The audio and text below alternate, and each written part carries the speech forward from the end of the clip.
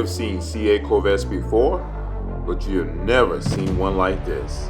And by the end of this video, you'll understand why this exact spec changes the game forever.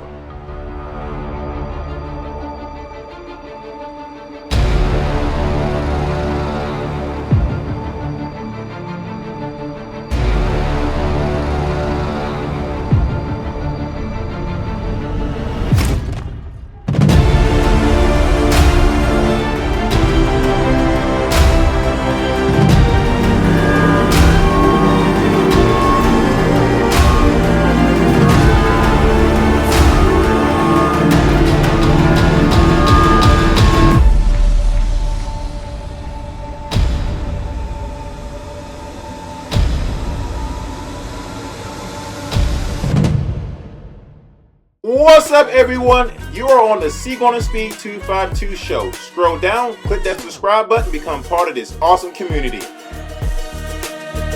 What's up, guys? Welcome back to the channel. Welcome back to another episode of C8 Spec 252. And I want to thank everybody for pushing that play button and joining me in this episode. Today is a very, very special episode because I got my best friend behind me. Been wanting to make this video now for like 20 years.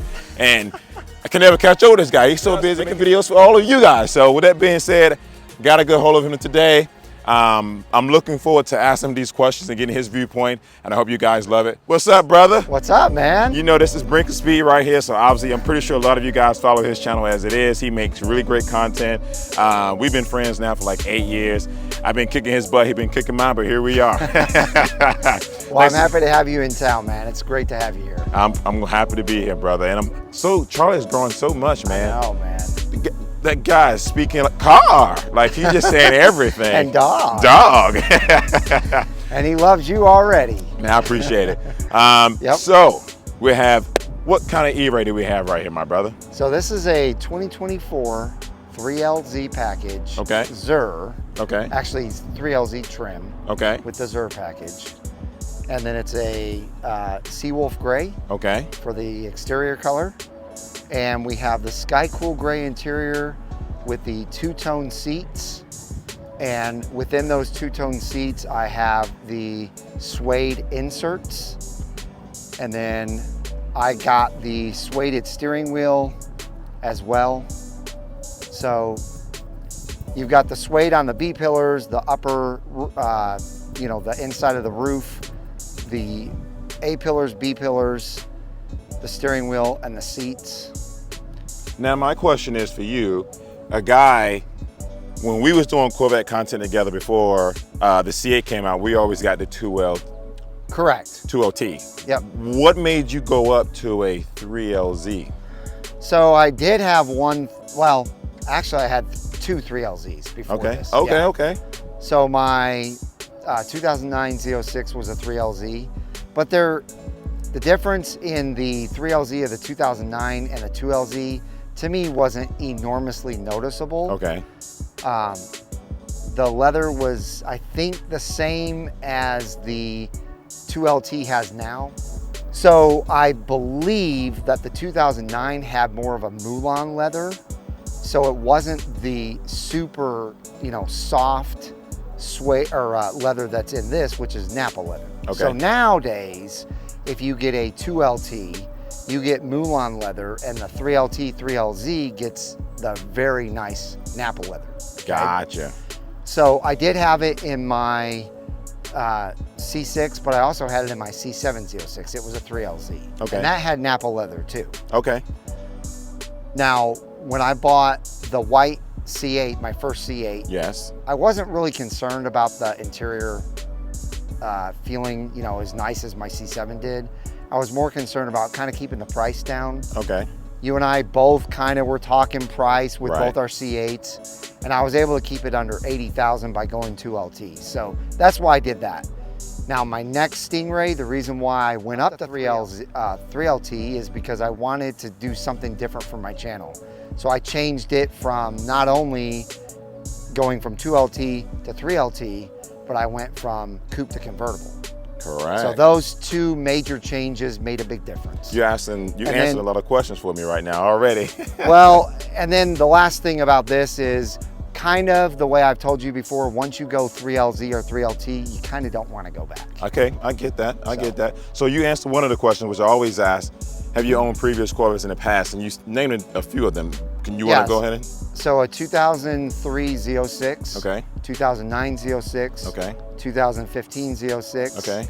I was kind of a Z06 snob. 2020 C8, 2023 C8, and now this 2024 E. Gosh, you had a lot of Corvettes, man. I didn't know you was that old. Just what a young person would say. Another question I have for you, which you kind of talked about earlier. You owned coupes in the past. Why did you convert to the convertible? Good question. So I'm not a convertible guy when it comes to like always lowering my top. That's not why I bought this convertible. I bought this solely for the looks. So when you see these nacelles back here and you see this blank area, basically this flat area, to me, this looks way more exotic than being able to see a window with your engine in it. And that's why I fell in love as soon as the convertible came out. I fell in love with the look of it. To me, it looks way more exotic, and it looks like the rest of the exotics out there that have convertibles. Nice. So that's why I was willing to pay an extra $7,500. There could be some people on here that think that's crazy to do, but I was willing to do it because I think it looks that much better than the coupe. Okay. So here's a big question for you. Why did you decide to go E-Ray versus Z06? Good question. So this is very controversial, as you know, and there's going to be a lot of haters out there, and that's okay. But it was a couple of reasons why I made the decision. Number one, the decision was kind of made for me about the Z06. Okay. I'm not going to go into a long story, but basically, I really couldn't get my hands on a Z06 early enough for me to justify it for my channel. Okay. If I wasn't a YouTuber, I would have just waited and gotten the Z06 and thought, well, did I miss out on the E-Ray? I really don't care because I love the Z06. Okay. I drove plenty of Z06s, fell in love with that car right off the bat. However, since I could not get an early Z06, I felt like as a YouTuber, the content was already kind of saturated on that car. Okay. Does that make sense? That absolutely makes sense. So because of that fact, and because of the fact that the E-Ray was something brand new to Corvette, just like the LT6 was brand new to the Z06, the all-wheel drive hybrid platform had never come to Corvette before. And I thought, you know what? I'm gonna take advantage of this negative thing that happened to me and turn it into a positive. And so I felt like I could do the Corvette community a solid by getting the E-Ray and finding out what this car was truly capable of and how much I enjoyed it, coming from owning a basically 650 horsepower C6 Z06 and a 650 horsepower C7 Z06. I wanted to see what 655 horsepower with all-wheel drive felt like driving as basically a daily driver. And so I thought, you know what, this is a perfect time. I'll get it. I was able to get a pretty early E-Ray. It's VIN number 496. And man, I've fallen in love with it. And nice. Do I still love the Z06? Of course I do. I would be crazy not to love that amazing supercar. So I still love it. Every time I get a chance to drive one or ride in one, I fall in love, you know, over and over again with that car. But every time I drive this car, I'm like, and you see it on my face when I'm driving it. Yeah. This thing is like the funnest Corvette I've ever owned. Dude giggles every time he floors it. I do. So, why this color? Good question. As soon as I saw Seawolf Gray come out, I immediately thought of a more exotic looking car that you see this type of color on maybe like a McLaren or a Lamborghini. Not really Ferrari, but more of like a McLaren Lamborghini. And when I saw it on the Corvette, I thought, you know what? That's an amazing color. They didn't come out with the two colors that we were begging them to come out with for 2023 or 2024, which was a really bright purple and a really bright green. So this was the next best thing in my opinion. And you know what? It's the smartest decision I made. I get compliment after compliment on this car over and over again. Everywhere I go, people say, wow, what is that color? It's amazing. And I love it too. So nice. Now, why this interior color choice? Well, I had this interior with BOS 2.0. And I fell in love with the Sky Cool Gray two-tone setup with BOS 2.0. But there's actually a bigger reason why I went with this interior, because I had planned to go with the actual Tension Blue, Twilight Blue setup, you know, like what's in General Lee's car? Yes. That's actually the setup that I was gonna go with, and I thought it would look really, really good with Seawolf Gray. Yeah. But as you know, I had a big plan to wrap this car. Right. And that interior would not have gone with the wrap. This interior would have gone perfect with it. Gotcha. So that's why I landed on Sky Cool Gray. Nice. That makes sense, man. What is something, if you could talk to the engineers, all of them in one room, what is something you would say, guys, I wish you guys would add this to the car? I think the ability to do a upgrade on the motor would be phenomenal. Okay. So instead of having to touch the engine, add exhaust, intake, anything like that, I think GM would be very smart to offer upgrades at a price. So for a good example, when I had my C7 Z06, they came out with an upgrade for the Magna Ride system. Okay. It cost, I think, $300, $350, something like that, maybe even $400. And you could take it to your local Chevy dealership, they would plug it in, and it would take a few hours, and then all of a sudden you had a softer ride in your Magna Ride suspension. So I figure, why couldn't they make that available for the front motor on this, where you could pay $400, $500, whatever it costs, and go from 160 horsepower to maybe 180 or maybe 200, and maybe give like different levels. Right. I think that would be really cool, and it would be still under warranty that way. I think that's the #1 thing I would ask the engineers. Man, this dude is absolutely smart. That's a good answer, man. Tough question. May not be tough, but a lot of people thought it was. For you, what would you say is your favorite thing about the car? It's easy. It doesn't ever scare me. Oh, wow. Okay. Okay. Yeah. So believe it or not, even though I'm a track guy and I'm very capable on the track. Right. Oh, absolutely, man. I've been in the track with you plenty of times. Yeah, absolutely. There's still a certain respect you have to have for a lot of power that has all the power going to the rear wheels, and that's it. Right. And so with my C6 Z06 and C7 Z06, there were a couple of times, if not more, where it kind of stops your heart because you're like, whoa. Okay. That was kind of a crazy situation where the power just kind of, you know, scared you just a tiny bit. Right, absolutely. This car has the exact same power. It doesn't have the same torque, but it's very close. Ah, okay. 595 torque compared to like 650 torque. Okay. So it's not that far off. But even with that amount of power, it's never once gotten to the point where I'm like, oh my gosh, I'm scared of this power. Ah, okay. And I've done all the same things that I did with my other two Z06s. Right. And it just doesn't scare you because it's 100% controlled. Nice. With the all-wheel drive helping out with that. Gotcha. So if you was in a room with all the engineers, and it was a room, I'm already in the room. Remember, I've already asked them to upgrade this. You're already in the room. You're already in the room. You're in the room. So you're in the room, and they said, Mike, what would you say to Taj? What would you say to Taj right now if he was watching? About this, or just period? In general. Man, that's a good question. Because I know he's not in charge of some of the things that I have complaints about. Right. So I wouldn't complain to somebody that can't do anything about it. Right. Okay, easy. Why did you stop making Corvettes light? because my C5 Z06 was 3,100 pounds and my C6 Z06 was 3,100 pounds.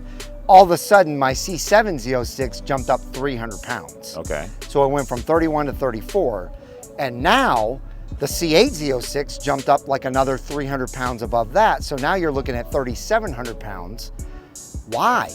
Okay. Why, with all the technology that we have now and the carbon fiber available and all of those things, would they keep raising the weight when they could lower the weight and get more out of the performance of the car just because they lowered the weight of the car? Gotcha. Okay, that's a really good point, because I mean, we do know that McLarens are one of the most lightest weight cars on the market. Yeah, absolutely. I mean, super light. They're all like 2,900 to 3,200 pounds. Yeah, and your C6 was 3,100, and my C5 was 3,100.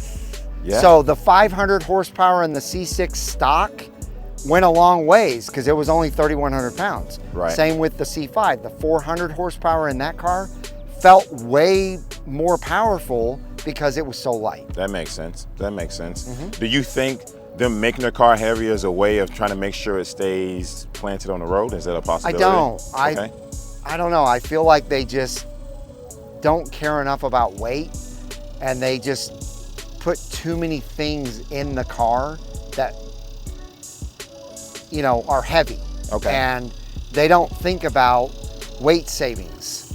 So if you're going to put something in the car that's heavy, what I think the engineer should do is, how can we counterbalance that? So what can we change in material to take away weight to make up for the weight we put in? Does that make sense? Yep, absolutely makes sense. And I think that's what they should do. And I think they're gonna have to realize that they're probably gonna have to start using a lot more carbon fiber to do that. And yes, it's gonna raise the price of the car, but I think it would be worth it. Gotcha. In some scenarios, like the wide body cars. Nice, makes sense. Yeah. So another question I have for you, this is obviously your E-Ray. The one thing that we all love about Corvettes is you can make them your own, right? What are a few things that you've done different to your car or added to your car? Sure. So So this is big or small? This is the car that I've done the least amount of mods on. Okay. Captain America, actually starting with my C7 Z06, Captain America, and then BOS 2.0, which was my 23 Stingray. Okay. I had probably 20 mods on it. Seriously, it was crazy. This one are very simple mods. I did a 3-piece front splitter that is replica of the C8 Z06 Z07 splitter, and that's from Racing Sports Concepts. Okay. Racing Sport Concepts. The second thing that I did is window tint, and the windows are down right now, but I did 55% on the front, 20% on the rear, and 20% on the sides. Okay. The third thing that I did was lower my car. So it's lowered a full inch. And wow. Just, you know, you putting your fingers up that way to the tire and the fender, you used to be able to get 3 fingers in between the tire and the fender. For factory. From factory. Gotcha. Now it's hard to get 2. Oh, yeah. So it really helps fill that gap in. I didn't change the tire size at all, but I did go with Forged Light wheels. Forged Light with a D. And these are perfectly offset and flush with the fender. So, what's up, Corvette family? Listen up. You think your ride turned heads now? Wait until you throw on a set of Forged Light wheels. I've got a set of Forged Light wheels on my Corvette, and I can tell the difference is insane. They are strong, lightweight, and built to perform. Whether you got a Stingray, E-Ray, Z06, or the new 01, they can do all make and models from C1 all the way to C8. Forged Light got you covered. They can design whatever you want, however you want, in any color. And they are just not wheels. You get free ceramic coating, free lug nuts, and free shipping. Plus, these wheels will make your Corvette stand out above all the other Corvettes with factory wheel setup. I'm giving you $250 off with my personal code CGarner. Just type in www.renzoforgedlight.com and check out your new set of wheels today. Contact Jose right now at 714-588-2958 to lock in your discount and take your Corvette to the next level. Trust me, this is the upgrade that you've been all waiting for. So that's the fourth thing that I did. So those are the 4 mods that I did. Nice. And I feel like it changed this car completely from stock. It already looked good stock. Yeah, agreed. But now it just looks crazy amazing in my opinion. It's definitely lowered, you can tell. Oh yeah. And it looks really good.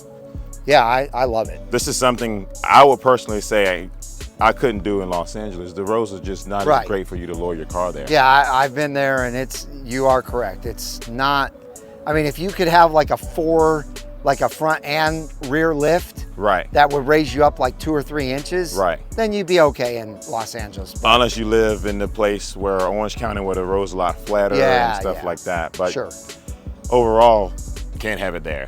Yep. Do you have any plans for future mods for this car? I don't right now, okay, because I'm unsure how much longer I'm going to keep this car. Okay. Unfortunately, as a YouTuber, it's hard to keep cars a long time, especially in the type of YouTube that I do. Right. So I'm really not sure what I'm doing yet, but I pretty much know that there's not really going to be too many more mods done to this car. I may put some front screens on the radiators and side screens on the radiators that I haven't done yet, and that's probably about it from Scrape Armor. Ah, gotcha, gotcha. What made you go with black wheels, by the way? Good question. So I've always had shiny wheels on my car, and I was looking to maybe do something completely different than I had ever done before, which was actually going with more of a brushed aluminum wheel. And for my wrap, I actually had a wheel that I had Jose with Forged Light wheels designed. And then when I figured out that I wasn't doing the wrap, I decided that, well, it was kind of before that, I needed a placeholder. Okay. Okay, because I knew that the wheels would take, however long they were gonna take to get to me, sometimes 8-9 weeks. Okay. So I needed a placeholder. So these were sent as a placeholder, as a temporary wheel. Okay. But the more I drove around in them, the more I saw them on my car, the more I fell in love with them. And then when I figured out that I wasn't gonna wrap the car, it all made more sense to just keep them on there. And man, I get compliment after compliment, not just on the car, but on the wheels. Nice. And they're satin, so they're not shiny. Oh. Yeah, if you get a close-up, they'll see they're satin finished, they're not shiny. They're a little bit dirty right now, but because of the carbon ceramic brakes, that's actually just dirt. That's not really brake dust. Ah. And they still look great, even if, even with a little bit of dirt on them. They do. Yeah, absolutely. Absolutely. And you said they are ceramic coated or not ceramic coated? They are ceramic coated. And they come from Jose ceramic coated, correct? Yep. Nice. Man, brother, you got a sweet ride right here, man. Thank you. I enjoy being inside of it, you know what I'm saying, from a Z06 guy or whatever. I really enjoy being inside your E-Ray, man. It sounds, I love the I know sound. It's one of my favorite things about the car. But at the end of the day, man, sweet ride. Great job picking this bad boy out. And I love you so much, and I appreciate you for letting me get a chance to interview you and have you on the channel as well. And you said let me drive it sometime now. That's the only thing we're missing. You're gonna do that next. You're gonna drive it. But hey, make sure you tell the viewers that you were in my car when we kind of got on it with some C8 Z06s as well. Oh, I don't want to talk about that. This car can handle. I don't want to talk about that. Car. Experience the thrill, the ultimate performance, and shift yourself in the gear to buy yourself some tickets. What's up, everyone? This giveaway could put you in the driver's seat of a brand new 2025 ZR1 Coupe with the ZTK Performance Package plus $25,000 in cash. This is the ultimate dream car and cash combo. And here's the best part. Every single ticket helps an amazing cause. You are not just entering to win, you are also changing lives. And because you are part of Brinkofspeed 252 family, you get 50% bonus entries on your purchase, but only for a limited time. Click the link in my description or pinned comment section, then hit donate now to enter. You'll see Brinkofspeed 50 at the top. That's your 50% bonus locked in.